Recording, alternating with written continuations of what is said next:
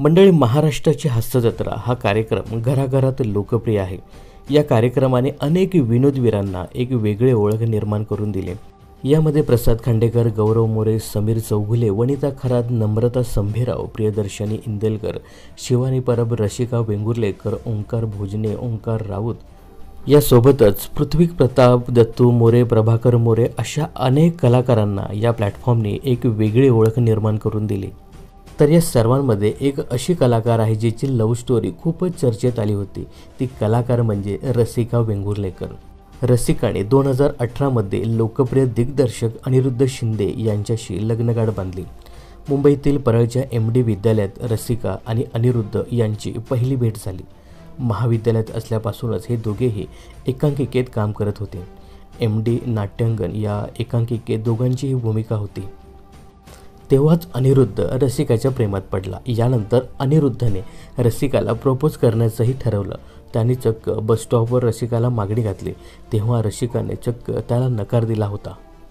पुढे काही वर्षे दोघेही एकमेकांच्या संपर्कात होते. अनिरुद्धने रसिकाला प्रपोज केलं तेव्हा ती फर्स्ट इयरला होती आणि तिला करिअरकडे लक्ष द्यायचं होतं. त्यामुळे दोघेही मित्रच राहिले.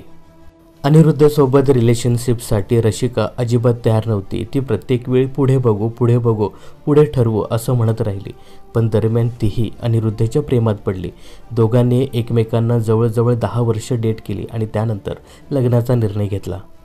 तर अनिरुद्धबद्दल बोलताना रसिका म्हणते, करिअर बाबतीत अनिरुद्ध नेहमीच फोकस आणि प्रामाणिक होता. त्याने मलाही कायम पाठिंबा दिला. एखादी गोष्ट त्याने ठरवली की तो करूनच दाखवतो. मी त्याच्यासोबत जगातली कुठलीही गोष्ट शेअर करू शकते.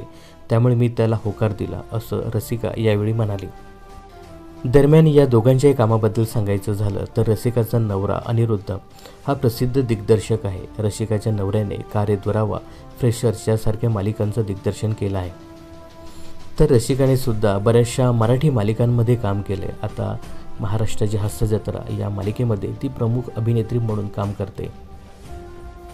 तर रसिका आणि अनिरुद्ध या जोडीबद्दल तुम्हाला काय सांगायचं हे कमेंट्स करून नक्की सांगा. मनोरंजन क्षेत्रातील अशाच फिल्मी अपडेट्स जाणून घेण्यासाठी चॅनलला सबस्क्राईब आणि फॉलो करायला विसरू नका.